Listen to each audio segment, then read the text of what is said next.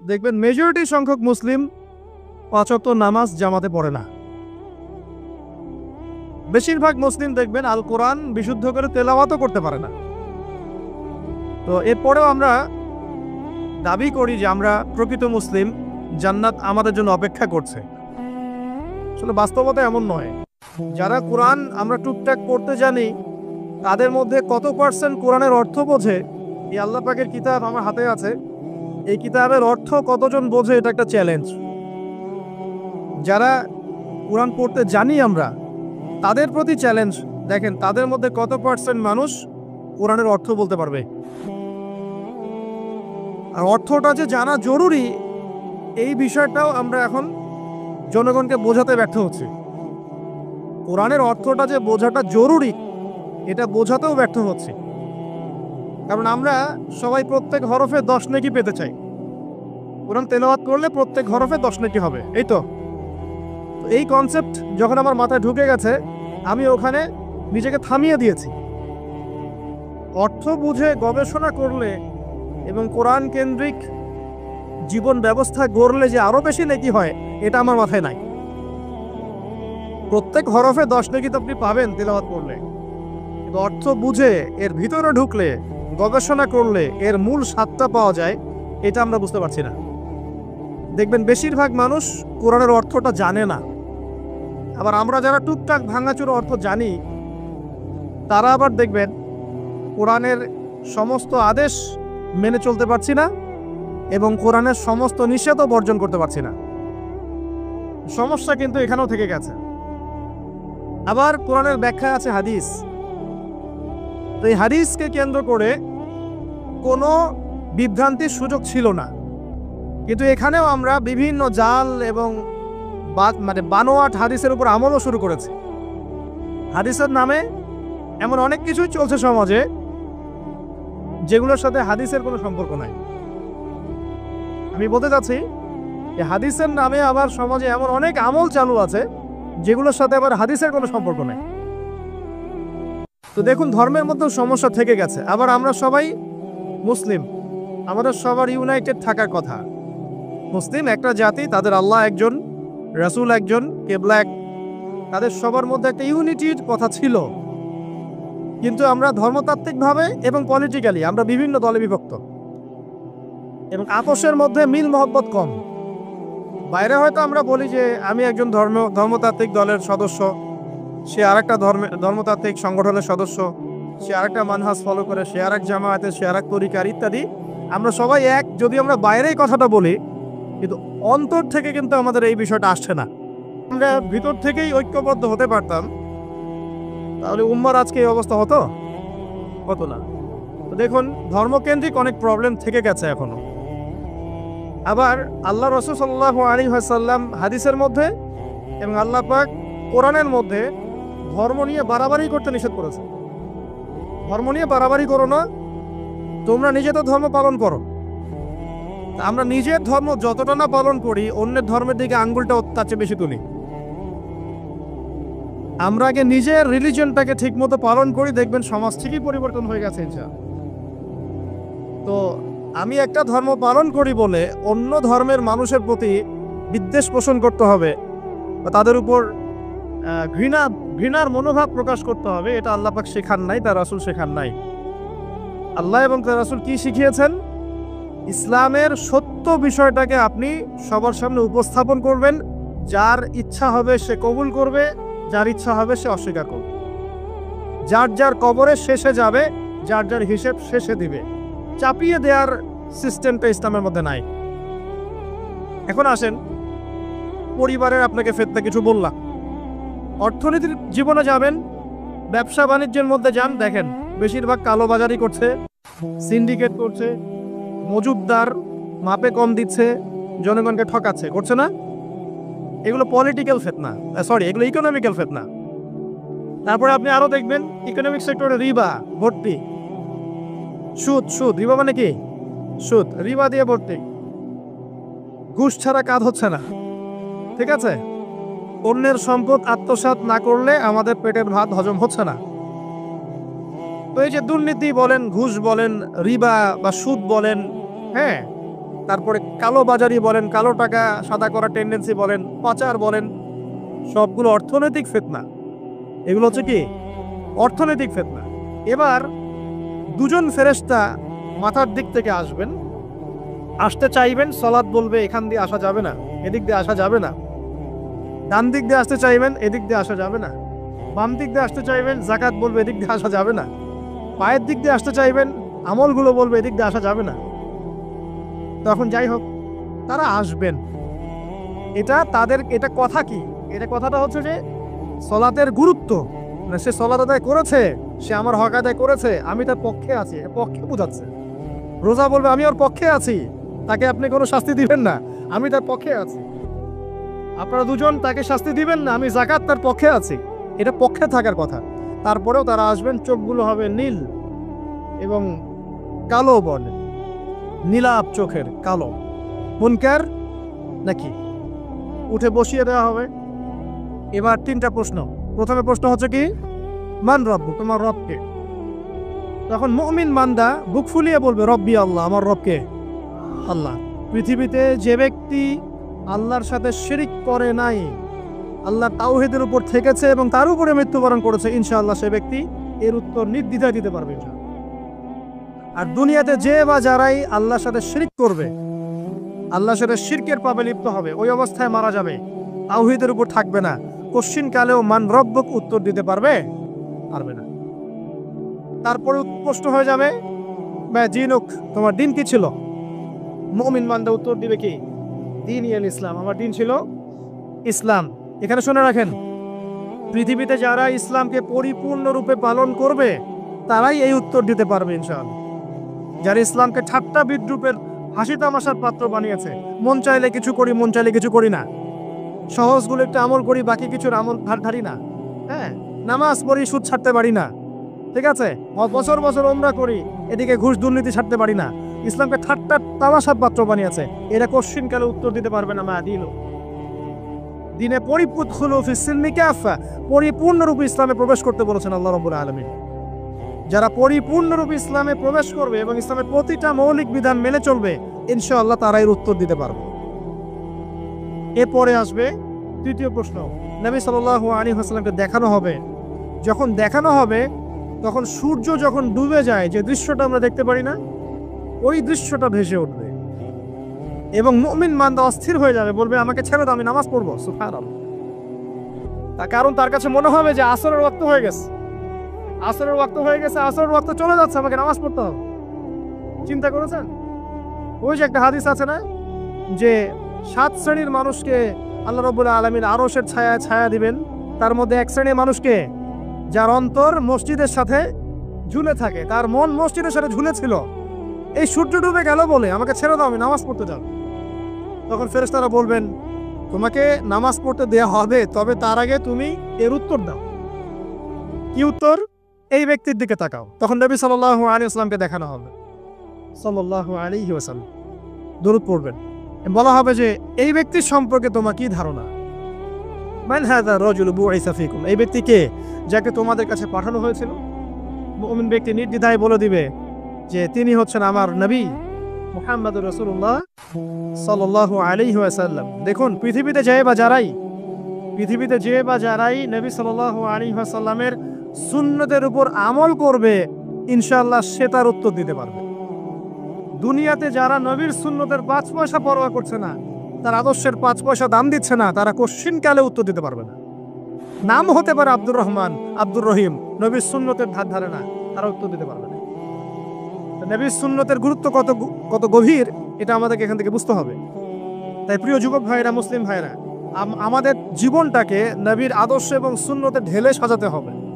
সকাল থেকে সন্ধ্যা পর্যন্ত প্রতিটা কাজ করবো কার তরিকায়? রাসূলের তরিকায়। নামাজ পড়বো তার তরিকায়, রোজা, সিয়াম, হজ, জাকাত, আমল, মুআমালাত, আখলাক সব কার তরিকায়? নবী সাল্লাল্লাহু আলাইহি ওয়াসাল্লামের তরিকা অনুযায়ী ইনশাআল্লাহ। আল্লাহ পাক তৌফিক এনায়েত করুন, আমিন। এবার ফেরেশতা দুজন জিজ্ঞাসা করবেন অবাক হয়ে, তুমি কিভাবে এটা জানলে? তুমি কিভাবে এই 3টা প্রশ্নের উত্তর দিতে পারলে?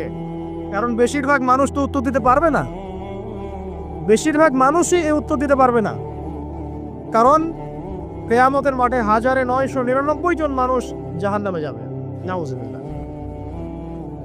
তো এটা কঠিন পরীক্ষা। আল্লাহ রাসূল সাল্লাল্লাহু আলাইহি ওয়াসাল্লাম বলেছেন যে নিশ্চয়ই তোমাদেরকে এখানে পরীক্ষায় ফেলা হবে, আর তোমরা যদি এই পরীক্ষা জেনে তোমাদের মৃতদেরকে দাফন করা থেকে বিরত না থাকতে, তাহলে আমি তোমাদেরকে শুনিয়ে দিতাম কবরে কেমন পরীক্ষা হয়। মানে যদি আমরা শুনতে পারতাম যে কবরে কেমন পরীক্ষা হয়, আমরা ভয়ে আমাদের মৃতদেরকে দাফন পর্যন্ত করতাম না। এটা নবীজি বলছেন সাল্লাল্লাহু আলাইহি ওয়াসাল্লাম। তাকে জিজ্ঞাসা করা হবে যে তুমি কিভাবে জানলে এটা? বেশিরভাগ মানুষ তো পারে না উত্তর দিতে। তখন সেই ব্যক্তি বলে বসবে, সেই ব্যক্তি বলবে যে করাতু কিতাবাল্লাহ, আমি আল্লাহর কিতাব এই কোরআন পড়েছি। মুমিন বলবে আমি আল্লাহর কোরআন পড়েছি, আমানতু বিহি, আমি এর উপর ঈমান এনেছিলাম, ওয়া সাদ্দাকতু, এবং সত্যায়ন করেছিলাম। সুবহানাল্লাহ। অতএব দুনিয়াতে যারা দিনের জ্ঞান অর্জন করছে না, কোরআন পড়ছে না, হাদিস পড়ছে না, পড়াশোনার চেষ্টা করছে না, জানার চেষ্টা করছে না, কবরে পাওয়ার পর ডিফিকাল্ট আছে। এটা একটা অন্যতম প্রশ্ন। আমরা কিন্তু মনে করি 3টা প্রশ্ন হচ্ছে, আসলে প্রশ্ন হচ্ছে কয়টা? 4টা। 3টার পরে আরো একটা এক্সট্রা। কিভাবে জানলে? তখন উত্তর দিচ্ছে আমি আল্লাহর কিতাব পড়েছি, ঈমান এনেছি, সত্যায়ন করেছি। সুবহানাল্লাহ। নবী সাল্লাল্লাহু আলাইহি ওয়াসাল্লাম হাদিসের পরের অংশে বলছেন যে যখন কাফের বান্দাকে উঠানো হবে, তখন ডানেও কিছু নাই, বামেও কিছু নাই, সামনে পিছনে কিচ্ছু নাই। মাথার দিক থেকে ফেরেশতারা চলে আসবেন, উঠিয়ে বসানো হবে, প্রশ্ন করা হবে কে তোমার রব? একটাই উত্তর, লা আদরি, আমি জানি না। নাউজুবিল্লাহ। কি তোমার দিন? লা আদরি, আমি জানি না। এই যে আল্লাহর তো খবর নাই, আল্লাহ পাকের বিধান মেনে চলার কোনো খবরই নাই, পরোয়াই নাই। সে জানবে কিভাবে ইসলাম কি জিনিস? সে জানবে কিভাবে আল্লাহ কি জিনিস? ও তো আল্লাহকে চিনেই না। দিব্যি বলে বেড়াচ্ছে মহাবিশ্ব সৃষ্টি হয়েছে বিগ ব্যাং থেকে, আল্লাহ বলে কেউ নাই। মানুষ সৃষ্টি হয়েছে বান্দর থেকে, নাউজুবিল্লাহ। মানুষ তো আল্লাহকে চিনছে না। এখনো মানুষ মনে করছে যে আল্লাহ বলতে কেউ নাই। এবং এই মুক্ত চিন্তার নামে, বাক স্বাধীনতার নামে নাস্তিকতার যে চর্চাটা বেড়েছে বাংলায়, এটা আশঙ্কাজনক। বড় বড় বিশ্ববিদ্যালয় থেকে পড়ে আসছে, অনেক সময় দেখলাম বড় বিশ্ববিদ্যালয়ের প্রফেসর, সে বলছে যে মহাবিশ্ব বিগ ব্যাং দিয়ে সৃষ্টি হয়েছে, সৃষ্টিকর্তা নাই এখানে। তো মুসলিম বিজ্ঞানের একটা কথা বলতেন যে মানুষ বিজ্ঞান সম্পর্কে অল্প জানলে নাস্তিক হয়ে যায়, আর অনেক গভীর জ্ঞান অর্জন করলে আল্লাহর কাছে আত্মসমর্পণ করে। খেয়াল করে দেখবেন ডক্টর, ইঞ্জিনিয়ার যারা বড় বড় লেভেলে চলে গেছেন, অনেক সিনিয়র, তারা কিন্তু বেশিরভাগ নামাজি দেখবেন, নামাজ পড়ে, দান সদকা করে, সমাজ কল্যাণমূলক কাজ করে। তারা কিন্তু রোগীর সেবা করতে গেলেও বলে যে নামাজ পড়িয়েন, রোজা রাখিয়েন, তারা কিন্তু বলে। অনেক ডক্টর আমি দেখেছি এমন, যারা যত বেশি গবেষণা করে তারা তত বেশি আস্তিক হয়ে যায়, আর টুটাফাটা গবেষণা করলে নাস্তিক হয়ে যাবেন।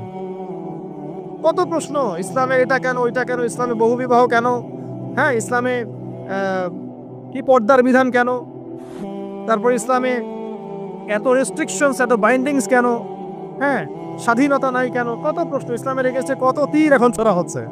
তো এই ব্যক্তি কেমন করে উত্তর দিবে যে মাহদিনুক, তোমার দিন কি? আল্লাহর দিকে কত প্রশ্ন ছোড়া হচ্ছে, কত শিরকের পাপ আমরা করছি, অনেক সময় মুসলিম হয়েও শিরকের পাপ করছে। কিভাবে উত্তর দিবে মানরব্য? 3 নাম্বার প্রশ্ন যখন করা হবে, এই ব্যক্তিকে দেখো দেখি, সে বলবে যে আমি জানি না এই ব্যক্তিকে, তবে শুনেছিলাম, মানুষের মুখে শুনেছিলাম, মানুষ যা বলতো আমি তাই বলতাম। মানে সে রাসূল সাল্লাল্লাহু আলাইহি ওয়াসাল্লামের নাম শুনেছিল হয়তো বা, কিন্তু তার সুন্নত বা আদর্শ কখনো মেনে চলে নাই, পারলো না। এবার জান্নাতি ব্যক্তি হলে কি হতো? ওই যে সূর্য ডুবছিল যেখানে, তার দৃষ্টির সীমা পর্যন্ত কবরকে প্রশস্ত করে দেওয়া হতো, এবং জান্নাতের একটা দরজা তার কবরে খুলে দেওয়া হতো। এটা কিভাবে করা হবে সেটা আল্লাহ পাক জানেন, এটার ব্যাখ্যা করার জ্ঞান আল্লাহ আমাদেরকে দেন নাই। যেই মানুষের ক্ষুদ্র জ্ঞানে মানুষ ব্যাকটেরিয়া, ভাইরাস নিয়ে গবেষণা করতে হিমশিম খেয়ে যায়, সে মহাবিশ্বের স্রষ্টা নিয়ে কিভাবে গবেষণা করে? আল্লাহ পাকের অসীম জ্ঞানের সামনে আমার জ্ঞান কি? খুবই ক্ষুদ্র। হাদিসে এসেছে বুখারী শরীফের মধ্যে যে একটা মহাসমুদ্রের মধ্যে যদি একটা পাখি 1 ফোঁটা পানি উঠিয়ে নিয়ে যায়, ওই 1 ফোঁটা পানি হচ্ছে মহাবিশ্বের জ্ঞান, আর বাকি পুরো মহাসাগর হচ্ছে আল্লাহ পাকের জ্ঞান। তো আমরা এই ক্ষুদ্র জ্ঞানের মানুষ হয়ে আল্লাহর জ্ঞানকে কেমন করে পেনিট্রেট করতে পারি? তো আল্লাহ পাক জান্নাতের দরজাগুলো খুলে দিবেন, একটা দরজা খুলে দিবেন, সেখান থেকে বাতাস আসবে, জান্নাতের নাজ নেয়ামত উপভোগ করতে থাকবে, এবং তার রূহটাকে সবুজ রঙের পাখির আকৃতিতে জান্নাতে রেখে দেওয়া হবে। ইল্লিন মানে ওখানে জান্নাতের নিয়ামত সে পাবে। এটাকে বলা হয় দারুল বারজাখ বা বারজাখের জীবন। জীবন অনেকগুলো। একটা ছিল রুহের জগৎ। রুহের জগতে আমরা সবাই ছিলাম। শোনেন, রুহের জগতে যার সাথে যার বন্ধুত্ব ভালোবাসা গভীর ছিল, দুনিয়াতে তার সাথে তার ভালোবাসা বেশি। এটা হয়তো জানেন না, জানতেন হাদিসটা? রুহের জগতে যদি কখনো আপনার সাথে আমার দেখা হয়ে থাকে, দুনিয়াতে আপনার সাথে আমার দেখা হবে ইনশাআল্লাহ। রুহের জগতে যদি আপনার আমার মধ্যে ঘনিষ্ঠ ভালোবাসা থেকে থাকে, এখানেও ভালোবাসা হয়ে যাবে ইনশাআল্লাহ। এটা বলে আমি আবার তোমাদের বয়ফ্রেন্ড গার্লফ্রেন্ড ভালোবাসা বুঝাই নাই, ওই ভালোবাসার কথা বলি নাই। আবার রুহের জগতে বিদ্বেষ, এখানেও দেখবেন বিদ্বেষ। ওটা একটা জগৎ ছিল যেখানে আল্লাহ পাক সমস্ত আদম সন্তানকে সৃষ্টি করে তাদের রূহটাকে রেখেছিলেন এবং ওয়াদা নিয়েছেন। কি ওয়াদা? আল্লাহ পাক বলেছেন আলাস্তু বিরব্বিকুম, সূরা আরাফের 182 নম্বর আয়াত পড়ে দেখবেন। 182 নম্বর আয়াত। আল্লাহ পাক বলেছিলেন যে আমি ওয়াদা নিয়েছিলাম, আলাস্তু বিরব্বিকুম, আমি কি তোমাদের রব নই? আমরা সবাই বলেছিলাম বেলা ইয়া রব্বি, অবশ্যই আপনি আমাদের রব।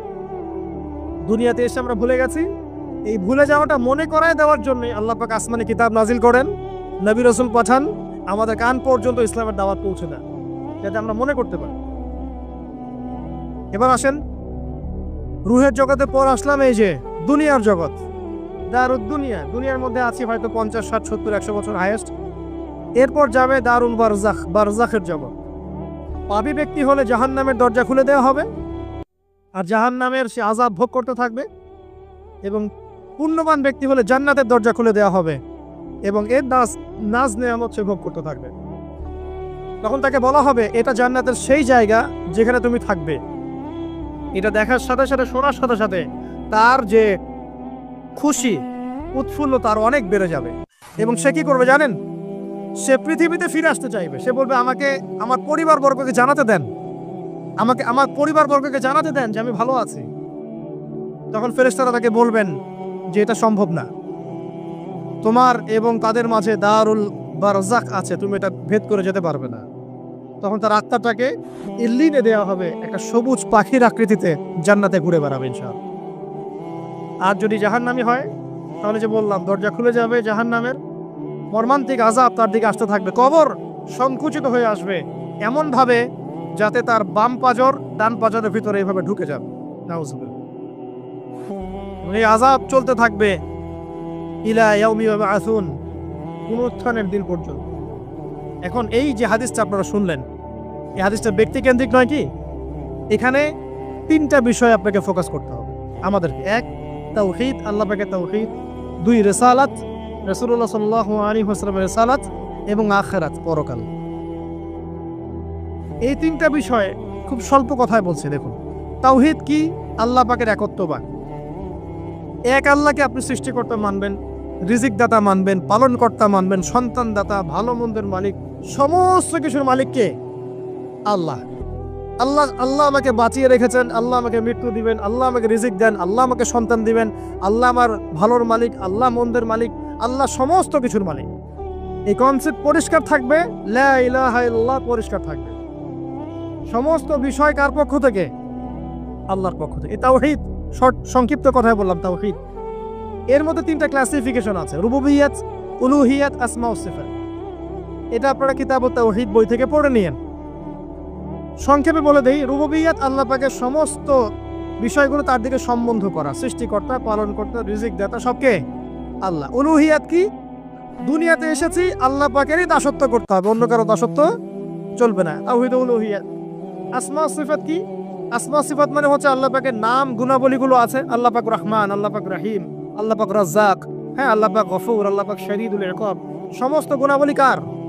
আল্লাহ। এই হলো আসমা ও সিফাত। আল্লাহ পাক যেমন, আল্লাহ পাক তেমন, আল্লাহ পাক নিজের মতো, কারোর সাথে তুলনীয় নন। ওয়াল্লাহু আহাদ, একক। আল্লাহুস সামাদ, তিনি অমুখাপেক্ষী। লাম ইয়ালিদ ওয়া লাম ইউলাদ, তিনি জন্ম দেননি, জন্মিতও নন। ওয়া লাম ইয়াকুল লাহু কুফুয়ান আহাদ, তার সমতুল্য আর কিছুই নাই। আল্লাহ থেকে সবকিছু হয়, এটাই হলো তাওহীদ। এখন এর তাওহীদের বিরুদ্ধে গেলে কি হয়ে যাবে?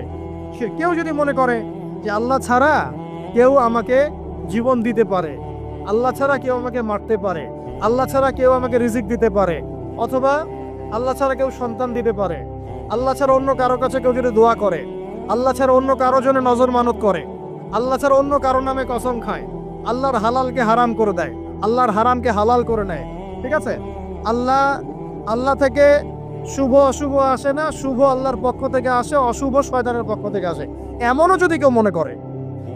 শুভ অশুভ দুটোই আল্লাহর পক্ষ থেকে আসে, কিন্তু কেউ যদি মনে করে না শুভগুলো আল্লাহর পক্ষ থেকে, অশুভগুলো শয়তানের পক্ষ থেকে, এমনও যদি মনে করে, শিরক হয়ে যান। মুসলিমরা চলাফেরায় শিরক করছে এখন। মুসলিমরা আল্লাহ ছাড়া অন্য কারো কাছে চাচ্ছে, মুসলিমরা অনেকে কবরে সেজদা করছে, মুসলিমরা অনেকেই মৃত মানুষের কাছে দোয়া করছে, হাতে বালা পরে আছেন, খোলেন না। কেন খোলেন না? ভয়ে যদি আপনার ক্ষতি হয়, শিরক। মুসলিমরা দেখবেন আগুনের সামনে মাথা নত করছে, মুসলিমরা এখন মেডিটেশন করে, ধ্যান করে, মুসলিমরা জিনকে তাবে করতেছে, অনেক সময় দেখা যায় মুসলিমরা জাদু করতেছে, জাদুবিদ্যা, কুফরি কালাম করছে না, করছে, সবই শিরক, সবই শিরক। মুসলিমরা দেখবেন আল্লাহর হালাল যেগুলো আছে এগুলোকে হারাম করে ফেলছে, আবার অনেক সময় আল্লাহর হারামগুলোকে হালাল করে নিচ্ছে। সুদ কি ভাই? এখানে ফরজ, হালাল করে নেওয়া হয়েছে। মদ কি? তোমাদের কাছে তো ওয়াজিব, না খাইলে ঘুম হয় না। তো এই যে আল্লাহ হারামগুলোকে কি করছি আমরা? হালাল করে ফেলি, এটাও শিরক, কুফরি একটা। তো এক কথায় তাওহীদের উপর যারা থাকবে, মান রব্বক উত্তর দিতে পারবে ইনশাআল্লাহ। যারা শিরক করে ফেলবে ওই অবস্থায় মারা যাবে, মান রব্বক উত্তর দিতে পারবে না। আমার কথা কি বোঝা যাচ্ছে? আমি সহজ করার চেষ্টা করছি, কিন্তু হয়তো পারছি না, এটা আমার ব্যর্থতা। এক কথায় যদি আমরা কবরের প্রথম প্রশ্নের উত্তর দিতে চাই, তাহলে আমাদেরকে অবশ্যই তাওহীদের উপর থাকতে হবে, শিরকে যাওয়া যাবে না। প্রিয় ভাইরা, শিরকের বাদ থেকে আজকে তওবা করে ফেলবে। আল্লাহ জেনে না জেনে জীবনে যত শিরক করেছে আল্লাহ মাফ করে দাও, আমিন। এবং আগামী দিনগুলোতে শিরকের পাপে লিপ্ত হয় না। প্রিয় ভাইরা, যদি আপনার আমল নামায় আসমান জমিন সমানও পাপ থাকে, শিরকের পাপটুকু না থাকে, আল্লাহ পাক আপনার পুরো পাপ মাফ করতে পারবেন ইনশাআল্লাহ। আল্লাহ পাক বলেছেন, মিরাজের রাতে নবী সাল্লাল্লাহু আলাইহি ওয়াসাল্লামকে আরশে আযীমের কাছে উঠিয়ে নিয়ে আল্লাহ পাক 3টা ওহী করেছেন। কয়টা ওহী? একটা ছিল 5 ওয়াক্ত নামাজ, ঠিক আছে? 2 নাম্বার হচ্ছে সূরা বাকারার শেষের 3টা আয়াত। 3 নাম্বার একটা ওয়াদা, একটা প্রতিশ্রুতি। সেটা কি? মুহাম্মদ সাল্লাল্লাহু আলাইহি ওয়াসাল্লাম, তোমার উম্মতের মধ্যে কেউ যদি আসমান জমিন সমান পাপ নিয়ে আমার সামনে হাজির হয়, কিন্তু আমার সাথে কাউকে শরিক না করে, শিরক না করে, তাহলে আমি আল্লাহ তার সামনে আসমান জমিন সমান ক্ষমা নিয়ে হাজির হব, মানে মাফ করে দেওয়া হবে ইনশাআল্লাহ। অতএব শিরকের পাপে যায় না, ইনশাআল্লাহ জান্নাতে যাওয়া যায়। যে ব্যক্তি মন থেকে একবারে লা ইলাহা ইল্লাল্লাহ পড়েছে, সমস্ত বিষয় আল্লাহর দিকে সুপর্দ করে, তার অন্যান্য অনেক পাপ থাকতে পারে, আল্লাহ পাক চাইলে সব পাপ মাফ করতে পারে। অতএব মান রব্বকে উত্তর দিতে চাইলে শিরকের পাপে যাওয়া যাবে? যাবে না। আধুনিক শিরকের মধ্যে সবচেয়ে ভয়ঙ্করটা হচ্ছে এটা, যে আমরা আল্লাহর হালালকে হারাম করে নিচ্ছি, হারামকে আবার হালাল করে দিচ্ছি। এখানে যায় না। সবকিছু আল্লাহ থেকে আসে, দোয়া আল্লাহর জন্য করবেন, নামাজ আল্লাহর জন্য, সবকিছু ইবাদত আল্লাহর জন্য, দ্বীনি ইলম অর্জন আল্লাহর জন্য। প্রতিটা কাজের করার আগে নিয়াত ফিক্স করবেন, কেন করব? পরকালীন স্বার্থ থাকলে করব, না হলে করব না। কেন তুমি টিকটকে যাবা না? কারণ পরকালীন কোনো স্বার্থ নাই। কেন তুমি ফ্রি মিক্সিং অ্যাফেয়ার্সে যাবা না? কারণ পরকালীন কোনো স্বার্থ নাই। কেন মদ খাবা না? পরকালীন কোনো স্বার্থ নাই। কেন মিউজিকে যাচ্ছ না? কারণ পরকালীন কোনো স্বার্থ নাই। কেন তুমি এই যে সুদ খাবা না? কারণ পরকালীন কোনো স্বার্থ নাই। যে কাজে পরকালীন কোনো স্বার্থ নাই, সে কাজে কোনো মুমিন মুসলিম নাই। কেন নামাজ পড়বো? কারণ পরকালীন স্বার্থ আছে। কেন রোজা রাখবো? পরকালীন স্বার্থ আছে। কেন আমি হালাল বিয়ে করব, হারাম জেনায় যাব না? পরকালের স্বার্থ আছে। কেন আমি যাকাত দিব, ব্যবসা করব, সুদ খাবো না? কারণ পরকালের স্বার্থ আছে। কেন ইসলামের দাওয়াত দিব? পরকালের স্বার্থ আছে। কেন হাদিস প্রচার করব? কারণ পরকালের স্বার্থ আছে। ইসলামের জন্য সবর করব কেন? পরকালের স্বার্থ আছে। পরকালের স্বার্থ যেখানে, মুসলিম সেখানে। পরকালীন স্বার্থ নাই, আমরা নাই। প্রত্যেকটা কাজ করার আগে নিয়তটা ফিক্স করতে হবে, পরকালের কোনো স্বার্থ আছে? যদি বলে হ্যাঁ আছে, তাহলে করবেন। স্বার্থ নাই, আমি নাই। কোনো ফুজুল কি বাত বা ফাহেসা কোনো কাজ, এইসব কাজে আমরা নাই, বিকজ এগুলোতে কোনো পরকালীন স্বার্থ নাই। ব্যাস, আমাদের জীবনের প্রতিটা মোমেন্ট, প্রতিটা সেকেন্ড আল্লাহর দেয়া দান। আমি নিজের ইচ্ছা মতো এটাকে অপব্যয় করতে পারি না। হ্যাঁ, আপনি মিউজিক শুনতে চান, আপনি সং পছন্দ করেন, আপনি নাশিদ শোনেন, ইসলামিক নাশিদ শোনেন, ওখানে আপনার ইমান একটু দীপ্ত হবে, পরকালীন স্বার্থ আছে। আপনি নিজের যৌন চাহিদাকে দমন করতে পারছেন না, হালালভাবে বিয়ে করে নেন। বিয়ে করার পর আপনি যত ইচ্ছা স্ত্রীকে মহব্বত করেন, প্রত্যেকটা মহব্বতে নাকি পাবেন। এমনকি স্ত্রীর দিকে নেক নজরে তাকাবেন, তাতেও নাকি। তার মুখে খাবার তুলে দেবেন, তাতেও নাকি। তার হাত ধরে হাঁটবেন, তাতেও নাকি। তাকে নিয়ে রাত্রে চাঁদ দেখবেন, তাতেও নাকি। আপনি আপনার নিয়তটাকে চেঞ্জ করেন, কাজের ডাইরেকশন চেঞ্জ করেন। পরকালের স্বার্থ থাকলে করবো, না হলে করবো না। আপনি পছন্দ করেন ঘুরে বেড়াতে, আল্লাহর দিনের দায়ী হয়ে ঘুরে বেড়ান না, সমস্যা কি? আল্লাহর জমিন ঘুরে দেখেন, এইসব অবান্তর কাজে লিপ্ত না থাকে আল্লাহ পাকের নিদর্শনগুলো ঘুরে দেখেন, আপনার ইমান বাড়বে ইনশাল্লাহ। আপনার সংস্কৃতি ভালো লাগে, ইসলামিক সংস্কৃতি মেনে চলেন। আপনি কবিতা লিখতে ভালোবাসেন, ইসলামিক কোনো কবিতা লেখেন। আপনি উপন্যাস পড়তে ভালোবাসেন, ইসলামিক কোনো উপন্যাস পড়েন। আমি বলছি না এগুলোর বাইরে কোনো পড়াশোনা করা যাবে না, এমনটা আমি কিন্তু বলছি না। আমি বলছি আপনি আপনার পুরো কাজটাকে আগে ফিক্স করবেন, পরকালের কোনো স্বার্থ আছে কি নাই। যদি হ্যাঁ দেখা যায় হ্যাঁ পরকালের স্বার্থ ঠিক আছে, অবশ্যই করেন, কোনো সমস্যা নেই। আল্লাহ বোঝার তৌফিক দান করুন। তো দেখুন প্রিয় ভাইরা, শিরকের পাপে যাওয়া যাবে না। এই শিরকের পাপ না থাকলে আমল নামায় ইনশাআল্লাহ আমরা জান্নাতে যাব এবং কবরের উত্তর দিতে পারবো ইনশাআল্লাহ। মান রব্বুক, উত্তর পাস ইনশাআল্লাহ। তারপরে কি? মাদিনুক। এক কথায় ইসলামের অনেক বিধিবিধান আছে, নামাজ, কালিমা, সওম, যাকাত, হজ সব আছে। আমর বিল মারুফ, নাহি আনিল মুনকার, পিতামাতার খেদমত, প্রতিবেশীর অধিকার, স্ত্রীর অধিকার, তারপরে সন্তানদের অধিকার, যাকাত, সবকিছু আছে। এখন যদি ইসলামের কিছু অংশকে মেনে নেন, কিছু অংশকে না মানেন, এটা কিন্তু কুফরি। ইসলামের কিছু অংশকে মানছেন, কিছু অংশকে মানছেন না, এটা কিন্তু কুফরি। ইসলামের পরিপূর্ণ বিধানটাকে যদি মেনে চলেন ইনশাআল্লাহ আযজা ওয়া জাল আপনি মাদিনুক উত্তর দিতে পারবেন। আপনি আমল করতে পারেন না পারেন, মনে করেন আপনি আমল করতে পারছেন না, কিন্তু আপনি আকীদা পোষণ করছেন যে হ্যাঁ ইসলামে যা আছে আমি সবকিছু মেনে চলি, কিন্তু হয়তো আমল করতে গিয়ে আমি পারছি না। আমি হয়তো নামাজ 5 ওয়াক্ত পড়তে হয়, আমি জানি, আমি মানি, কিন্তু আমার মাঝে মাঝে মিস হচ্ছে, মাঝে মাঝে আমি জামাত মিস করে ফেলছি। আপনি মানেন যে সওম রাখতে হয়, মাঝে মাঝে আপনার সওম মিস হয়ে যাচ্ছে, কিন্তু আপনি বিশ্বাস করেন যে হ্যাঁ আপনি সওম রাখতে হয়, আপনার আকীদা ঠিক আছে। আপনি যাকাত দেন নাই এতদিন, কিন্তু আকীদা রাখেন হ্যাঁ দিতে হয়, আমি সুযোগ পেলে দিয়ে দিব। এই যে কনসেপ্টটা ক্লিয়ার রাখা যায় না, ইসলামের বিধানগুলো প্রতিটা আমি মানি মন থেকে, হয়তো আমল করতে গিয়ে আমি পেরে উঠতেছি না বা হয়ে উঠছে না। ইনশাআল্লাহ একদিন না একদিন আল্লাহ পাক আপনাকে তৌফিক দিবে ইনশাআল্লাহ, আল্লাহ পাক তৌফিক দান করুক। কিন্তু কনসেপ্ট যদি ক্লিয়ার না থাকে যে আমি কিছু অংশ মানি, কিছু অংশ মানি না, এটা ইসলাম হলো না। উদখুলু ফিস-সিলমি কাফা, পরিপূর্ণরূপে ইসলামে প্রবেশ করেন। দিদি বোন অনেকে আছে পর্দা হয়তো করতে পারছে না, কিন্তু মনে করে, বিশ্বাস করে যে পর্দা করতে হয়, এটা ফরজ। ইনশাআল্লাহ আল্লাহ চাইলে ওকে একদিন তৌফিক দিবে ইনশাআল্লাহ। হয়তো এখন মুখ খোলা আছে, হয়তো বা আগে গেঞ্জি টি শার্ট পরে ঘুরতো, এখন সেলোয়ার কামিজ পরছে, ঢিলে ঢালা জামা পরছে, এখনো বোরখা পরছে না। ওকে তুচ্ছ তাচ্ছিল্য করার দরকার নাই আপাতত। ওকে আরো বুঝান, আরো নরম হন, আরো বুঝিয়ে সুঝিয়ে ইসলামের দিকে আনার চেষ্টা করে। এতদূর এসেছে, ওই পর্যন্ত যাবে ইনশাআল্লাহ। কারণ ও বিশ্বাস করে হ্যাঁ পর্দা করতে হয়, আমি মানি পর্দা করতে হয়, কিন্তু আমি এখন করতে পারছি না, ইনশাআল্লাহ করবো, আল্লাহ পাক চাইলে তৌফিক দিবেন ইনশাআল্লাহ। তো এই যে বিষয়টা, যে ইসলামকে মনে আগে ধারণ করা, যে না আমি মানি ইসলামের প্রত্যেকটা বিধান ঠিক আছে। চুরি করলে চোরের হাত কাটতে হয়, ইসলাম বলেছে।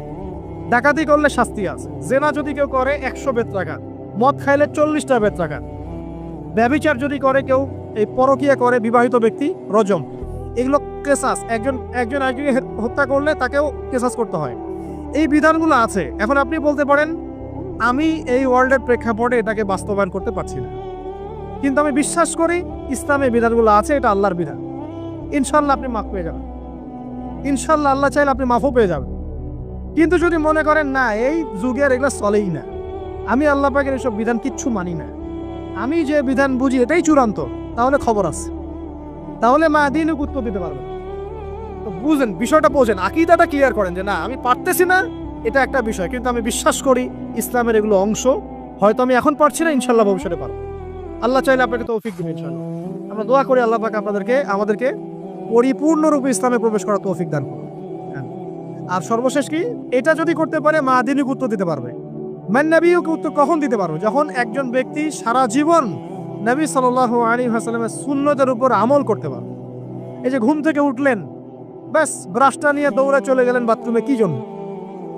ঘুম থেকে উঠলেন, আগে চোখটা একটু ঘষতে হবে, মুখে হাত দিতে হবে, তারপরে আপনি দোয়া পড়বেন।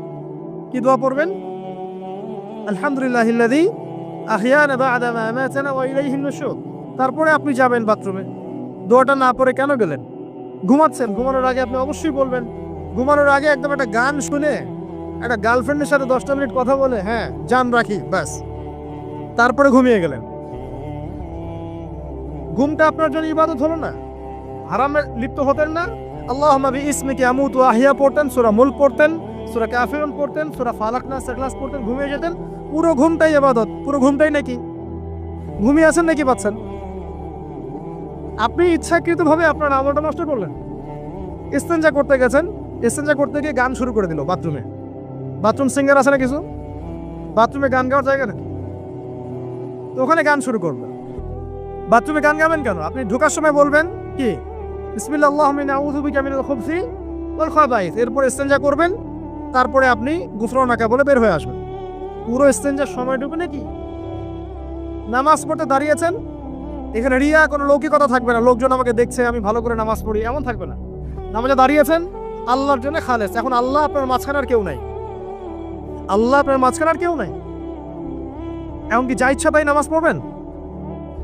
একদল বের হয়েছে এখন দেখি 2 ওয়াক্ত নামাজ পড়ে। তাদের বক্তব্য হচ্ছে যে 5 ওয়াক্ত নামাজ নাকি কোরআনে নাই, আর ওরা খালি কোরআন মানে হাদিস নাকি মানে না। কত যে ফেরকা এখন বের হয়েছে আল্লাহ ভালো জানে।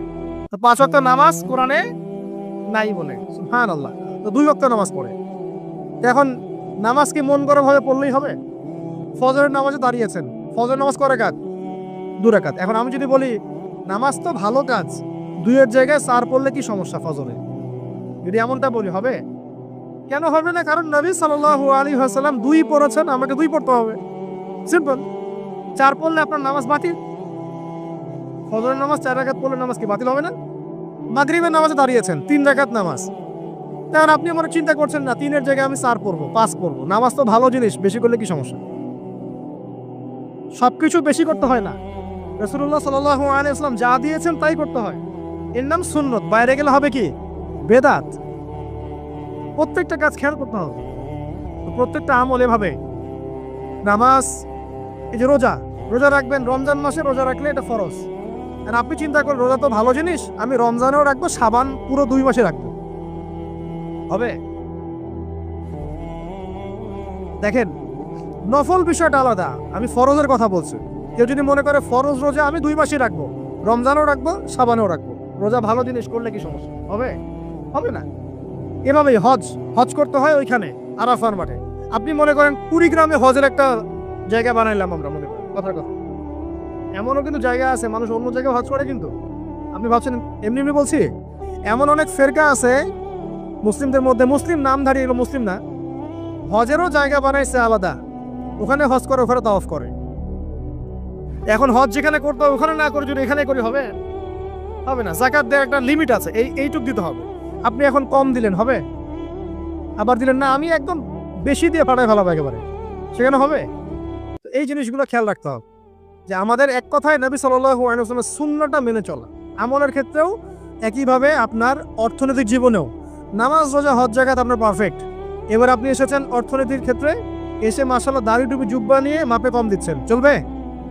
দাড়ি টুপি জুব্বা আছে, মানুষকে ঠকাচ্ছেন, মজুত করছেন, সিন্ডিকেট করছেন, অনেক সময় সরকারকে বিব্রত করে ফেলছেন, মাল মজুত করছেন, দাম বেড়ে যাচ্ছে, বিব্রত হচ্ছে সরকার, হবে? দাড়ি টুপি পাগড়ি জুব্বা পরে, ভিতরটা আগে। ইমান ভিতরে না থাকলে দাড়ি টুপিতে লাভ আছে? তাকওয়া ভিতরে না থাকলে আমার দাড়ি টুপিতে লাভ আছে? মুহসিন হতে হবে। সো ইকোনমিক সেকশনে গিয়েও নবীর আদর্শ ভুলে যাওয়া যাবে না, সেখানেও তার আদর্শ মেনে চলতে হবে। এভাবেই সমাজ জীবন, পরিবার, সর্বক্ষেত্রেই নবীর সুন্নাহ মেনে চললে পরে ওই ব্যক্তিকে উত্তর দেওয়া যাবে ইনশাআল্লাহ, তিনি আমাদের নবী মুহাম্মদ রাসূলুল্লাহ সাল্লাল্লাহু আলাইহি ওয়াসাল্লাম। সর্বশেষ গিয়ে বলা হবে কিভাবে জানলে? তখন উত্তর কি দিবে মুমিন? আমি আল্লাহর কিতাব পড়েছি, ঈমান এনেছি, এরপরে আমি সত্যায়ন করেছি। তার মানে পড়াশোনা করতে হবে না ভাই? আল্লাহর কিতাব পড়তে হবে না? কারা কারা আল্লাহর কিতাব পড়তে জানেন হাত তোলেন। আলহামদুলিল্লাহ। আগামী রমজান আসার আগেই পুরো কোরআন 1 খতম করবেন, পারা যাবে ইনশাআল্লাহ? এবং প্রত্যেক দিন আমাকে ওয়াদা করেন প্রত্যেক দিন এক পারা করে কোরআন তেলাওয়াত করব, পারবেন? ইনশাআল্লাহ না বলেন? পারবো ইনশাআল্লাহ, পারবো ইনশাআল্লাহ। আল্লাহ পাক তৌফিক দান করুন, আমিন। কোরআন পড়তে হবে, শুধু কি জাস্ট তোতা পাখির মতো পড়েই যাবেন সারা জীবন? অর্থটা একটু বোঝার চেষ্টা করবেন না ভাই? করা উচিত না? করা উচিত। যদি আপনার সামর্থ্য থাকে আপনার অবশ্যই করা উচিত। সামর্থ্য নাই, বয়স হয়ে গেছে, পারেন না, সেটা আলাদা বিষয়। সামর্থ্য আছে আপনার অবশ্যই উচিত। আলহামদুলিল্লাহি রাব্বিল আলামিন মানে কি? আর রহমানির রহিম মানে কি? মালিকি ইয়াউমিদ্দিন বলছি, এটা মানে কি? ইয়াকা না'বুদু বলছি, ওয়া ইয়াকা নাস্তাঈন, এর অর্থ কি? ইহদিনাস সিরাতাল মুস্তাকিম মানে কি? সিরাতাল্লাযীনা আন'আমতা আলাইহিম গায়রিল মাগদুবি আলাইহিম ওয়ালাদ-দালিন, কি অর্থ, কি বললাম? নামাজে এটার অর্থ জানলে মনোযোগ কি ডানে বামে যাবে? যাবে না ইনশাআল্লাহ। এই যে আল্লাহ পাক বলছেন ইয়া আইয়ুহাল্লাযীনা আমানুত্তাকুল্লাহ, হে মুমিনগণ আল্লাহকে ভয় করো, হাক্কা তুকাতিহি ওয়া লা তামুতুন্না ইল্লা ওয়া আনতুম মুসলিমুন, তোমরা এমনভাবে আল্লাহকে ভয় করো, ভয় করার মতো ভয় করো এবং পরিপূর্ণ মুসলিম না হয়ে মৃত্যুবরণ করো না। এর অর্থটা জানলে ভালো লাগলো না? বুঝতে পারলাম না কোরআনটা? আল্লাহ বলছেন ওয়াদারু মা বাকিয়া মিনার রিবা, সুদের অবশিষ্ট অংশ ছেড়ে দাও। ওয়া ইল্লাম তাফআলু ফাআযানু বিহারবিন মিনাল্লাহি ওয়া রাসূলিহি, যদি না করো আল্লাহ এবং রাসূলের সাথে যুদ্ধের ঘোষণা শুনে রাখো। অর্থ জানলে হেদায়েত পাওয়া যায় না? অতএব অর্থটা জানার চেষ্টা করেন। আল্লাহ পাক তৌফিক ইনায়েত করুন। অর্থ বোঝার ক্ষেত্রে যদি কোনো প্রতিবন্ধকতা পান সামনে, আলেম ওলামার কাছে যাবেন, জিজ্ঞাসা করে অর্থ জেনে নেবেন। নিজে নিজে আবার মন করা ব্যাখ্যা করতে যায় না। কোরআন বুঝতে গেলে হাদিস লাগবে, হাদিসগুলো পড়তে হবে। হাদিসের কিছু বই কিনবেন, রিয়াদুস সালেহিন, ফয়জুল কালাম, এই যে আপনারা পড়েন, মুনতাখাব হাদিস পড়েন, ঠিক আছে, বুলুগুল মারাম মিন আদিল্লাতিল আহকাম, মিশকাতুল মাসাবি, এই বইগুলো বাসায় রাখবেন। এরপরে আস্তে আস্তে কিনবেন আবু দাউদ, তিরমিজি, নাসাই, এগুলো কিনবেন। পরে গিয়ে বুখারী মুসলিমের অনুবাদ কিনবেন, আগে কিনবেন না। এগুলো কঠিন হাদিস, এগুলো আগে পড়লে আপনি মাথাটা আপনার কিন্তু ঘুরতে থাকে। আগে কি ক্লাস 8-এ পড়বেন না আগে এইচএসসি দিবেন? আগে ক্লাস 7-8 পার করে যান, তারপরে ওদিকে যান। আল্লাহ বোঝার তৌফিক দান করুন। প্রিয় ভাইরা, ইলম অর্জন করতে হবে। ইলম অর্জন করলে পরে আপনি তালেবে ইলমের পায়ের নিচে আল্লাহর ফেরেশতারা পাখা বিছিয়ে দিবে ইনশাআল্লাহ তাআলা। ইলম অর্জন করে আপনি যখন আলেম হবেন বা দ্বীনের জ্ঞান অর্জন করবেন, তখন আপনি দাওয়াতের কাজও করতে পারবেন। আপনার দাওয়াতে যত মানুষ ইসলামের দিকে আসবে সমস্ত নেকি আপনি পাবেন ইনশাআল্লাহ। এবং যখন আপনি আরো বড় আলেম হয়ে যাবেন, আল্লাহ তৌফিক দান করুন, তখন আসমানের যত মাখলুক এবং জমিনের যত মাখলুক, এমনকি গর্তের মধ্যে যে পিপিলিকা আছে সেগুলোও, এমনকি সাগরের নিচের মাছ আপনার জন্য ইস্তেগফার করবে, দোয়া করবে ইনশাআল্লাহ। আল্লাহ পাক আমাদের সবাইকে শিরক মুক্ত আমল করার তৌফিক দান করুন, আমিন। আল্লাহ তাওহীদের উপর থাকার তৌফিক দান করুন, আমিন। আল্লাহ পাক আমাদের সবাইকে দ্বীন ইসলাম পরিপূর্ণরূপে পালন করার তৌফিক দান করুন, নবী সাল্লাল্লাহু আলাইহি ওয়াসাল্লামের আদর্শ মেনে চলার তৌফিক দান করুন এবং দ্বীনের জ্ঞান অর্জন করার তৌফিক দান করুন। দুনিয়াতে আমরা যতদিন বেঁচে থাকবো ইসলামের উপর যেন বেঁচে থাকতে পারি এবং আমাদের মৌতের পর দারুল বারজাখ বা কবরের জিন্দেগি, আল্লাহ পাক আমাদেরকে এই ভয়াবহ ফিতনা থেকে, আযাব থেকে, কেউ যদি একজন মানুষের জীবন বাঁচায়, সূরা মাইদা আল্লাহ পাক বলেন, কেউ যদি একজন মানুষের জীবন বাঁচায় সে যেন পুরো মানব জাতিকে বাঁচালো, বলি আলহামদুলিল্লাহ। আর কেউ যদি কোনো মানুষকে অন্যায়ভাবে হত্যা করে সে যেন পুরো মানব জাতিকে হত্যা করে। একটু খেয়াল করে দেখেন, সারা বিশ্বে যত মানুষকে হত্যা করা হচ্ছে মুসলিম কান্ট্রিগুলোতে, সিরিয়া, ইয়েমেন, প্যালেস্টাইন, আফগান তো চলে গেল, তারপরে আপনার ইরাক, লিবিয়া, জর্ডান, লেবানন, ঠিক আছে, ওই যে রোহিঙ্গা, তারপরে উইঘুর, মুসলিমদেরকে যেখানে যেখানে হত্যা করা হয়েছে, এখানে মানবতা বিরোধী অপরাধ হয়নি? এটাকে সন্ত্রাসবাদ বলা যায় না? এটা ওদের জঙ্গিবাদ নয় কি? তাহলে প্রকৃত অর্থে সন্ত্রাসী এবং জঙ্গি কারা? মুসলিমরা না ওরা? যখন নিরপরাধ মাসুম বাচ্চাদেরকে বোম মেরে হত্যা করা হয়, মা বোনদেরকে ইজ্জত নষ্ট করা হয়, আমাদের মুসলিম ভাইদেরকে পাখির মতো গুলি করে হত্যা করা হয়, তখন এই মতবাদ থাকে না? তো এদের কাছ থেকে আমাদেরকে শিখতে হবে কোনটা ন্যায় কোনটা অন্যায়। এগুলো চলতে থাক, কিন্তু এই চলা ইনশাআল্লাহ তাআলা বেশি দিন সাস্টেইন করবে না ইনশাআল্লাহ। কারণ আমরা শেষ জামানার ছাত্র, আমরা জানি যে এই জুলুম ইনশাআল্লাহ তাআলা এই বিশ্বের বেশি দিন থাকবে না ইনশাআল্লাহ। অচিরে আল্লাহ রাব্বুল আলামিন এমন প্রজন্ম আনবেন, এমন নেতা আনবেন যাকে আল্লাহ পাক বলছেন তার নাম হবে মাহদি এবং তার নাম মুহাম্মদ, তার টাইটেল মাহদি। বাবার নাম আব্দুল্লাহ, মায়ের নাম আমিনা। মুহাম্মদ সাল্লাল্লাহু আলাইহি ওয়াসাল্লামের বংশধর থেকে একজন। তার সাথে আল্লাহ পাক ঈসা আলাইহিস সালামকে পাঠাবেন এবং তিনি এই পুরো জুলুমের শেকড়টাকে এমনভাবে উপড়ে ফেলবেন যে 40 বছর তার ন্যায় এবং ইনসাফের শাসন না আসা পর্যন্ত কিয়ামত হবে না ইনশাআল্লাহ। অতএব সামনে অপেক্ষা করছে এই বিজয়ের দিন। খুশি হচ্ছেন না বিজয় বেজার হচ্ছে? ইনশাআল্লাহ তাআলা এই দিন আমরা দেখে যেতে পারি না পারি, এই মেসেজটা তো পৌঁছে দিতে পারি যে সামনে এটা আসছে ইনশাআল্লাহ। আমাদেরও কিছু দায়িত্ব আছে, আমি সেদিকে পরে আসবো ইনশাআল্লাহ। প্রিয় ভাইরা, একটা কথা খালি বললাম এখানে, সময়টাকে মূল্যায়ন করতে আল্লাহ পাক আপনাকে পরামর্শ দিয়েছে। এখন আপনার সামনে সবচেয়ে বেস্ট অপশন কোনটা? আপনি পাপগুলোর লিস্ট করে 2 রাকাত নামাজ পড়বেন, সুন্দর করে ওযু করে চোখের পানি ছেড়ে দিয়ে আল্লাহকে বলবেন, আল্লাহ এই 30 বছর আমি যত পাপ করেছি, যত পাপ আল্লাহ করেছি, জেনে করেছি না জেনে করেছি, বুঝে করেছি না বুঝে করেছি, প্রকাশ্যে করেছি গোপনে করেছি, যত পাপ আল্লাহ হয়েছে আমার দ্বারা, আল্লাহ তুমি সমস্ত পাপকে মাফ করো। বলবেন আল্লাহুম্মা গফিরলি মা কদ্দামতু ওয়া মা আখারতু ওয়া মা আসরারতু ওয়া মা আ'লানতু ওয়া মা আনতা আ'লামু বিহি মিন্নি আনতাল মুকদ্দিম ওয়া আনতাল মুআখির ওয়া আনতা আলা কুল্লি শাইইন কাদির। এটা একটা দোয়া। অথবা বলবেন আল্লাহুম্মা আনতা রাব্বি লা ইলাহা ইল্লা আনতা খালাকতানি আনা আবদুকা ওয়া আনা আলা আহদিক ওয়া ওয়া'দিকা মাস্তাতা'তু আউযু বিকা মিন শাররি মা صنعت أبوء لك بنعمتك علي وأبوء بذنبي فاغفر لي فإنه لا يغفر الذنوب إلا أنت। এটাও পারেন না, বলবেন اللهم إني ظلمت نفسي ظلما كثيرا فاغفر لي مغفرة من عندك وارحمني إنك أنت الغفور। এটাও পারেন না, বলবেন رب اغفر لي رب اغفر لي। এটাও পারেন না, বলবেন رب اغفر وارحم وأنت خير الراحمين رب اغفر وارحم وأنت خير الراحمين। আমার সাথে বলেন রব্বি গফির ওয়ারহাম ওয়া আনতা খায়রুর রাহিমিন। এতটুকু অন্তত বলবেন, বলে চোখের পানি ছেড়ে দিয়ে আপনি তওবা করবেন ইনশাআল্লাহ তাআলা। আল্লাহ পাক কি বলছেন শুনুন। আল্লাহ পাক বলছেন সূরা ফুরকানের শেষের দিকে, আল্লাহ পাক বলছেন ইল্লা মান তাবা, যে ব্যক্তি তওবা করে ফিরে আসবে, ওয়া আমানা এবং ঈমান নিয়ে আসবে, ওয়া আমিলা আমালান সলিহান এবং সৎ আমল সম্পাদন করা শুরু করবে, মানে এরপর আর খারাপ কাজ করবে না, বাকি জীবন ভালো কাজ করবে। আল্লাহ পাক বলছেন উলাইকা আল্লাযীনা উলাইকা ইল্লা মান তাবা ওয়া আমানা ওয়া আমিলা আমালান সলিহান ফাউলাইকা ইউবাদদিলুল্লাহু সাইয়্যাতিহিম হাসানাত। এরাই সেই ব্যক্তি, এরাই সেই সব মানুষ যাদের সমস্ত গুনাহকে আল্লাহ পাক নেকি দিয়ে পরিবর্তন করে দেবেন ইনশাআল্লাহ। শুধু গুনাহ মাফ করে দিবেন না, আল্লাহ পাক বলেছেন শুধু গুনাহ মাফ করব না, যদি গুনাহ হয় থাকে 1 কোটি, আল্লাহ পাক 1 কোটি নেকি দিয়ে পরিবর্তন করে দিবেন। কিসের অপেক্ষা তাহলে এখন? আজকে এগুলো অপেক্ষা হবে? আজকে রাত্রে ইনশাআল্লাহ তওবা করে, এখনই তওবা করে ফেলবেন ইনশাআল্লাহ। ওয়াজ শুনে বাসায় গিয়ে জায়নামাজে বিছিয়ে 2 রাকাত নামাজ পড়ে খাস তওবা করে, এভারেজ মুসলিম হওয়ার তওবা করব না। কিরকম মুসলিম হওয়ার তওবা করব? যে মুসলিমরা সমাজ পরিত্যাগ করবে ইনশাআল্লাহ, ওই মুসলিম হওয়ার চেষ্টা করব। এটা করতে গেলে কি লাগবে? ফার্স্ট অফ অল আপনাকে জ্ঞান অর্জন করতে হবে। কি করতে হবে?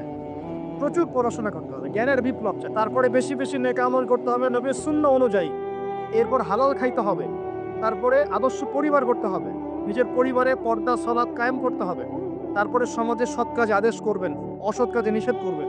এই যে মানব কল্যাণমূলক কাজ করবেন, সবার সাথে ঐক্যবদ্ধ থাকবেন, বিভক্ত হবেন না, সবার কল্যাণ চাবেন, কারো অকল্যাণ চাবেন না, কারোর সাথে হিংসা বিদ্বেষ বিভক্ত আমাদের মধ্যে যাবেন না, সমালোচনা সংস্কৃতির মধ্যে যাবেন না। আল্লাহওয়ালা আত্মশুদ্ধিওয়ালা মানুষের কাছে থাকবেন, পলিটিশিয়ানদের সাথে ভালো সম্পর্ক রাখবেন, তাদেরকে নিয়ে দিনের কাজ করবেন, তাদেরকে বাদ দিয়ে দিনের কাজ করবেন না, তাদেরকে নিয়ে দিনের কাজ করবেন, এবং তাদের মধ্যে যারা সৎ যারা তাদেরকে ভোট দিবেন। সমস্যা কি? ডেমোক্রেসি 100% ইসলামিক পদ্ধতি কিনা সেটা পরের প্রশ্ন। এখান থেকে আপনি এখন বের হতে পারছেন না, তার মানে এখান থেকে স্কিপ করা আপনার পক্ষে পসিবল হচ্ছে না। তাহলে যে ব্যক্তি সৎ তাকে কমসে কম নিযুক্ত করেন, সমস্যা কি? তার দ্বারা কিছুটা হলেও তো উপকার হবে। মানে নাই মামার চেয়ে তো কানা মামা ভালো নাকি? খেলাফত তো কায়েম করতে পারছেন না, পারছেন? তাহলে যে পদ্ধতির মধ্যে তুলনামূলক কিছু সৎ মানুষ আছে, ওই মানুষগুলোকে নিয়ে আসেন, সমস্যা নেই। ইনশাল্লাহ তারাও দিনের জন্য কাজ করবে। আমরা একটা ঐক্যবদ্ধ জাতি হিসেবে বিশ্বের বুকে মাথা তুলে দাঁড়াবো ইনশাআল্লাহ। ইনশাআল্লাহ আমি খুব স্বপ্ন দেখি, আমি খুব আশা পোষণ করি। আর স্বপ্ন দেখতে হয়, স্বপ্নই আপনাকে ঘুমাতে দিবে না। স্বপ্ন কি? স্বপ্ন দেখতে হয়। স্বপ্ন নিয়েই তো মানুষ বাঁচে। একটা উন্নত জাতি গঠনের এবং সব দিক থেকে সমৃদ্ধ একটা দেশ গঠনের স্বপ্ন আমরা সবাই দেখবো, কেন দেখবো না? এই স্বপ্ন নিয়ে আমরা বাঁচবো, ইসলামিকভাবে গড়বো, যাতে বিশ্বের বুকে আমাদের দেশটা মাথা তুলে দাঁড়াতে পারে ইনশাআল্লাহ। মাথা তুলে দাঁড়াবো মানে? কাতার একটা ছোট্ট কান্ট্রি না, ঢাকা শহরের সমানও হয়তো না কাতার, এত ছোট কান্ট্রি। এই ছোট্ট একটা কান্ট্রি সারা বিশ্বের বড় বড় অ্যাফেয়ার্সের মধ্যে মাথা ঢুকাচ্ছে। আপনারা কি জানেন যে আমেরিকার সাথে তালেবানদের যে মিউচুয়াল আত্মসমর্পণের বা মিউচুয়াল যেটা হয়েছে, সন্ধি যেটা আমরা বলি, যুদ্ধবিরতি, বলা যায় যে আমেরিকার পরাজয় এবং তাদের বিজয়, এটাই বলা যায়। তো এখানে সবচেয়ে ভালো ভাইটাল রোল কে প্লে করেছেন জানেন? এই কাতার, ছোট্ট একটা কান্ট্রি। কাতার হচ্ছে আমাদের আয়তন অনেক বড়। ওই যে বলেছি উত্তর কোরিয়া ছোট্ট কান্ট্রি, মাথা পিছু আয় আমাদের চাইতেও কম কোনো কোনো সময় মিসাইল বানিয়ে রেখে দিয়েছে, আমেরিকা ভয়ে তার সামনে যেতে পারে। খেয়াল করেছেন? আয়তন কিছুই না, যদি আমরা ঐক্যবদ্ধ হতে পারি, শিক্ষিত হতে পারি, প্রযুক্তির জ্ঞান অর্জন করতে পারি, আমাদের মধ্যে ঐক্য থাকে, আপোষে আমরা মিন মহব্বতের সাথে, ন্যায়ের সাথে যদি আমরা সমাজ পরিচালনা করতে পারি, বাংলাদেশও বিশ্বকে নেতৃত্ব দেবে ইনশাআল্লাহ। কেন আমরা সবসময় নতজানু হয়ে থাকবো কি জন্য? আমরা ঋণ চাবো কেন? আমরা ঋণ দিব উল্টো ওদের, আমরা ঋণ দিব ওদেরকে পুরো। আমরা কি দেই নাই মনে করছেন নাকি? একটা সময় ছিল যখন আমরাই সবাইকে লোন দিয়েছি, জানেন? একটা সময় ছিল যখন এই মুসলিমদের লোনের উপরে পশ্চিমরা টিকে থাকতো। আমরা ওদেরকে জ্ঞান দিয়েছি, মেডিকেল সায়েন্স দিয়েছি, প্রযুক্তির সবকিছু দিয়েছি। ওই মঙ্গোলিয়ানরা যখন আক্রমণ করেছিল বাগদাদ হালাকু খায়ের সময়, তখন আমাদের একটা অধঃপতন ঘটেছে। অনেক জ্ঞান, অনেক সম্পদ নষ্ট হয়ে গেছে। তারপর যখন ক্রুসেড শুরু হলো, ক্রুসেড ব্যাক টু ব্যাক 3-4টা ক্রুসেড হয়েছে, এই ক্রুসেডগুলোতে মুসলিমদের কিছু অধঃপতন হয়েছে। এরপর যখন অটোম্যানরা রাশিয়ার পক্ষ নিয়েছে, আর প্রথম বিশ্বযুদ্ধে যখন ব্রিটেন জয়লাভ করে, তখন মুসলিমদের অধঃপতন শুরু হয়েছে। এর আগ পর্যন্ত মুসলিমরা সারা বিশ্বকে শাসন করেছে। আমাদের ইতিহাস ভুলে গেলে চলবে না। স্বপ্ন দেখেন, ইতিহাস পড়েন, আল্লাহ পাক সময় মূল্যায়ন করতে বলেছেন। প্রিয় ভাইরা, ইতিহাস পড়েন, কোরআনের হিস্ট্রি পড়েন, বিশ্বের হিস্ট্রি পড়েন, নিজের সময়কে মূল্যায়ন করেন। আজকেই তওবা করেন, ফিরে আসেন এবং দিনের জন্য কাজ করেন, প্রত্যয় ব্যক্ত করেন। আল্লাহ পাক তৌফিক দান করেন। এই সময় কসম করে আল্লাহ বলছেন সবাই পদের মধ্যে আছে। সবাই বলতে কারা? সবাই বলতে সেই সব মানুষ বাদ দিয়ে যারা 4টা গুণ অর্জন করবে। কয়টা গুণ ভাই? মাত্র 4টা গুণ। কয়টা গুণ? এই 4টা গুণ একসাথে অর্জন করতে পারবো ইনশাআল্লাহ? ওয়াদা করছি পারবো ইনশাআল্লাহ, চেষ্টা করবো তো ইনশাআল্লাহ। শুনে নেন, সংক্ষিপ্ত করে বলছি। 1, আমাদের সবাইকে মুমিন হতে হবে। ইল্লাল্লাযীনা আমানু, যারা ঈমানদার। ঈমানদার কারা? উত্তর হাদিসে জিবরিলের মধ্যে আছে, নবী সাল্লাল্লাহু আলাইহি ওয়াসাল্লামকে জিবরাইল আলাইহিস সালাম জিজ্ঞাসা করছেন, আখবিরনি আনিল ঈমান, হে নবী আমাকে ঈমান সম্পর্কে বলুন। এই জায়গায় একটু ভালো করে বোঝেন, এখানে বর্তমান যে শিক্ষা ব্যবস্থা নিয়ে যে কথাটা উঠেছে, এর একটা গোড়ার সমস্যা চলে আসবে। একটু ভালো করে বোঝেন এই জায়গাটা। জিবরাইল আলাইহিস সালাম বলছেন, হে মুহাম্মদ সাল্লাল্লাহু আলাইহি ওয়াসাল্লাম, ঈমান কাকে বলে? নবীজি বলছেন, আল ঈমান, ঈমান হচ্ছে আন তুমিনা বিল্লাহ, তুমি আল্লাহতে বিশ্বাস করবে। 1, ওয়া মালাইকাতিহি, ফেরেশতাগণে বিশ্বাস করবে। 2, 3, ওয়া কুতুবিহি, আসমানি কিতাবসমূহে বিশ্বাস করবে। 4, ওয়া রুসুলিহি, রাসূলগণে বিশ্বাস করবে। 5, ওয়াল ইয়াউমিল আখির, পরকালে বিশ্বাস করবে। 6, ওয়াল কদরি খাইরি ওয়া শাররি, তাকদীরের ভালো মন্দ বিশ্বাস করবে। একটু মনোযোগ দিয়ে দেখেন, ঈমানের 6টা পিলার কি ছোঁয়া যায়? এগুলো কি কঠিন? এগুলো কি তরল? এগুলো কি বায়বীয়? এগুলোকে কি জ্ঞানের সংজ্ঞায় ফেলা যায়? ঈমানের 6 পিলারকে চোখে দেখা যায়? স্পর্শ করা যায়? ঈমানের 6 পিলার, এই 6টা পিলার, এই 6টা পিলারকে কি ল্যাবরেটরিতে ল্যাবে বসে প্রমাণ করা যাবে? এই 6টা পিলারকে কি যুক্তি, বিজ্ঞান, দর্শনের মানদণ্ডে বিচার করা যাবে? যাবে না। আল্লাহ পাক বলছেন, আলিফ লাম মিম যালিকাল কিতাব লা রাইবা ফি হুদাল লিল মুত্তাকিন। মুত্তাকি কারা? আল্লাযীনা ইউমিনুনা বিল গায়বি, যারা এই গায়েবে বিশ্বাস করে। ঈমানের 6 পিলার সবই গায়েব। এই গায়েবে অদৃশ্য বিশ্বাস না করতে পারলে আপনি মুমিন হতে পারেন। আমাদের বিলিভ, আমাদের বিশ্বাসের ভিত্তিটা হচ্ছে অদৃশ্য। আমাদের বিশ্বাসের ভিত্তি কি? অদৃশ্যের জগৎ, গায়েবের জগৎ। আর পশ্চিমাদের বিশ্বাসের জগৎ হচ্ছে দৃশ্যমান জগৎ। এ কারণেই তাদের শিক্ষা সিস্টেমগুলো সব দৃশ্যমান জিনিসে বিশ্বাস করে, অদৃশ্য বিশ্বাস করে। এই কারণেই তারা এই সব মতবাদগুলোকে বইপত্র নিয়ে আসে। এই ডারউইনের মতবাদ বলেন, এই যে আপনার এটা কি অ্যাস্ট্রোনমিক্যাল এগুলো বলেন, নাসার গবেষণাগুলোকে বলেন, মঙ্গলের এটা খুঁজতেছে, চাঁদের ওটা খুঁজতেছে, মানে ওরা চোখে যা দেখবে এটা বিশ্বাস করবে, চোখে যা দেখি না বিশ্বাস করবে। আর ওই মতবাদটাকে তারা জোর করে মুসলিমদের উপর চাপাতে যাচ্ছে। এই কারণেই মুসলিমদের বইপত্রের মধ্যে এখন এগুলো ঢুকে যাচ্ছে, এই মতবাদগুলো ঢুকে যাচ্ছে। তাহলে সমস্যা কিন্তু গোড়ায়।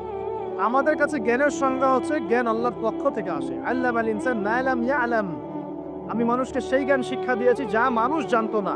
আল্লাহ বলছেন আমি শিক্ষা দিয়েছি, মানুষ জ্ঞানী ছিল না, আমি শিক্ষা দিয়েছি। আল্লাহ বলছেন ওয়াকুলিল হাক্কু মির রাব্বিকুম, সূরা কাহফ ৩৯ নম্বর আয়াত। আল্লাহ বলছেন হক সেটাই, জ্ঞান সেটাই যা তোমার রবের পক্ষ থেকে নাযিল হয়। আল্লাহ বলছেন ফালা তাকুনান্না মিনাল মুমতারিন, এই হক আল্লাহর পক্ষ থেকে আসে, তুমি সন্দেহ পোষণ করো না। ওদের জ্ঞানের সংজ্ঞা, জ্ঞান দেখা যায়, ছোঁয়া যায়, উপলব্ধি করা যায়, এর আলোকে জ্ঞান কারা নির্ধারণ করে। আমরা বলছি জ্ঞান হচ্ছে আল্লাহর পক্ষ থেকে আসে। এটাকে আমরা ফিলোসফি ভাষায় বলি এপিস্টেমোলজিক্যাল একটা ডিফারেন্স, মানে জ্ঞানতাত্ত্বিক পার্থক্য। এই কারণেই শিক্ষা ব্যবস্থায় এই দ্বৈনতা দেখা দিচ্ছে। ওদের শিক্ষা ব্যবস্থা এরকম, চোখে যা দেখবে তা বিশ্বাস করবে, চোখে যা দেখবে না বিশ্বাস করবে। আর আমাদের শিক্ষা ব্যবস্থার ভিত্তি হচ্ছে অদৃশ্য, গায়েবে আমরা বিশ্বাস করি। আল্লাহ গায়েব, দেখি নাই, বিশ্বাস করি। ফেরেশতা বিশ্বাস করি, আসমানি কিতাব বিশ্বাস করি, নবী রাসূল বিশ্বাস করি, পরকাল বিশ্বাস করি, আপনার ভাগ্যে বিশ্বাস করি। এগুলো বিশ্বাস না করলে আপনি মুমিন হতে পারবেন না। আর আল্লাহ পাক বলছেন মুমিন না হলে ক্ষতির মধ্যে আছো, সময়ের কসম। প্রথম শর্ত মুমিন হতে হবে, মনে বিশ্বাস করতে হবে, মুখে স্বীকার করতে হবে, কাজেও বাস্তবায়ন করতে হবে। এই পার্থক্যের কারণেই শেকড়ের সমস্যা হয়েছে। এখন ডালপালা নিয়ে আমরা নাড়াচাড়া শুরু করেছি। এটা কেন, ইতিহাস কেন বিকৃত হচ্ছে, কেন ডারউইনের মতবাদ, কেন এই কেন সেই, এর শেকড়টা হচ্ছে এখানে। এখানে জ্ঞানতাত্ত্বিক পার্থক্য আছে। তো ওরা জ্ঞানের সংজ্ঞা যা বোঝে আমাদের সংজ্ঞা তা নয়, আর ওদের বুঝটাকে জোর করে চাপিয়ে দেওয়া হচ্ছে আমাদের উপর। এখন সলিউশন কি? সলিউশন হচ্ছে আপনাকে বিকল্প সিলেবাস চিন্তা করতে হবে, এমন সিলেবাস যেখানে জেনারেল এবং ইসলামিক শিক্ষার সমন্বয় থাকবে এবং সেগুলোকে পড়ানোর মতো মুত্তাকি টিচারও থাকতে হবে। এরকম ইনস্টিটিউশন থাকতে হবে, বা যেগুলো আছে সেগুলোর মধ্যে নতুনত্ব, সিলেবাসে নতুনত্ব এনে, সংস্কার এনে ইনপুট করতে হবে। অথবা উপরের লেভেল থেকে কোনো উদ্যোগ গ্রহণ করলে ইনশাল্লাহ সমস্যা সব হয়ে যাচ্ছে। আর আমরা আশা করি আমাদের ঊর্ধ্বতন কর্তৃপক্ষ যারা আছেন তারা জোর করে আমাদেরকে এগুলো চাপিয়ে দিবেন না ইনশাল্লাহ। আমরা আশা করি তারা এগুলোর ব্যাপারে সচেতন হবেন এবং এই অনইসলামিক শিক্ষাগুলোকে আমাদের সোনামণিদের বই থেকে দূর করবেন ইনশাল্লাহ। বিশ্বাস করেন, একটা বছর সময় লাগবে না, 1 বছর লাগবে না ইনশাল্লাহ। 1 বছরের মধ্যে পুরো শিক্ষা সিস্টেমকে ঢেলে সাজানো সম্ভব। প্রত্যেক প্লে গ্রুপ থেকে শুরু করে মাস্টার্স পর্যন্ত প্রত্যেক সেকশনে জেনারেল শিক্ষার সাথে ইসলামিক শিক্ষাকে সমন্বয় করা সম্ভব। 1 বছর লাগবে না ইনশাআল্লাহ। এই সৎ উদ্যোগ যদি কেউ নিতে পারে, আমি দোয়া করে আল্লাহ পাক তৌফিক দান করুন, পুরো জাতির জন্য কল্যাণকর হবে ইনশাআল্লাহ। আমার ছেলে ডক্টর হবে, হাফেজে কোরআনও হবে ইনশাআল্লাহ, কি সমস্যা? হতে পারবে না? আমার ছেলে পলিটিশিয়ান হবে, সমাজকে নেতৃত্ব দিবে, সে আলেমও হবে ইনশাআল্লাহ, কি সমস্যা? একজন ইমাম সাহেব, মুফতি সাহেব, তিনি অর্থনীতির জ্ঞান রাখবেন, কি সমস্যা? কোনো সমস্যা? একজন মুহাদ্দিস, মুফতি যারা ফারেগ হয়ে বের হচ্ছে তারা বিশ্ব রাজনীতি সম্পর্কে জ্ঞান রাখবেন, কোনো সমস্যা? সবকিছু আমাদের পড়াশোনা করতে হবে, তারপরে আমরা যে যা সেকশন ভাগ করে দেবো ইনশাআল্লাহ। এইখানে একটা সমস্যা, জ্ঞানতাত্ত্বিক সমস্যা। ইমানের সংজ্ঞাটা শেখেন। ইমানের সবকিছু গায়েবে বিশ্বাস, আমরা গায়েবে বিশ্বাস করি। এখন শুধু বিশ্বাস করলে কি হবে না, আমলও করতে হবে। কেউ যদি বলে আমি ইমানদার, নামাজ পড়ি না, চলবে কথা?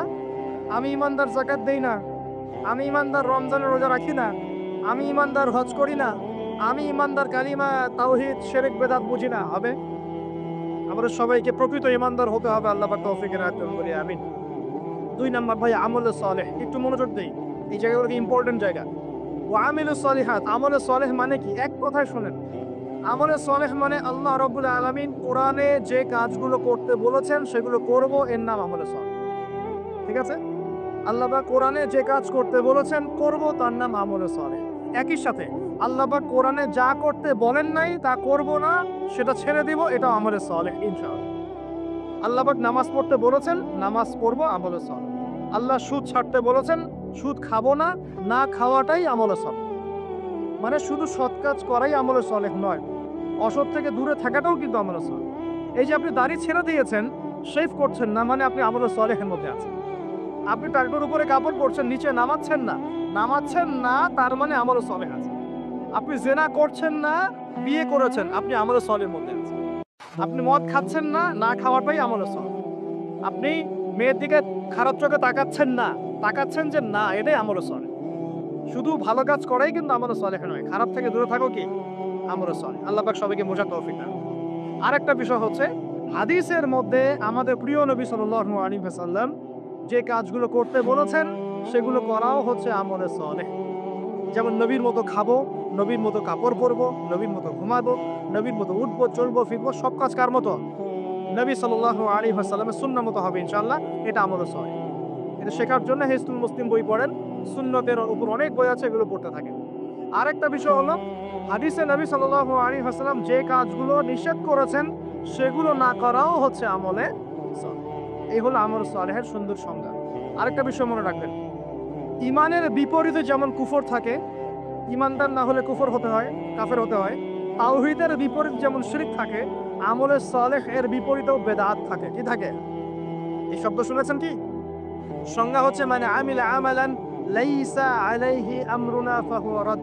কোন ব্যক্তি যদি এমন কোন আমল করে যে আমলের পক্ষে নবী সাল্লাল্লাহু আলাইহি ওয়াসাল্লামের পক্ষ থেকে কোনো দলিল প্রমাণ নাই, সাহাবীদের পক্ষ থেকে কোনো দলিল প্রমাণ নাই, এরকম যদি কোনো আমল কেউ করে, এরকম কোন আকীদা কেউ পোষণ করে, সেটা হবে বেদাতি আমল, বেদাতি আকীদা। বোঝা যাচ্ছে কথা? বেদাতি আমল আকীদায় কেউ লিপ্ত থাকলে তার আমল কবুল হবে না। তার আমল কবুল হবে না, তার আমলকে আল্লাহ পাক ধুলো বানিয়ে দিবেন, হাউজে কাউসারের পানি পাবে না, নবীজি সহকান সহকান লিমান গায়্যারা বাদি বলে তাড়িয়ে দিবেন এবং জাহান্নামে যেতে হবে।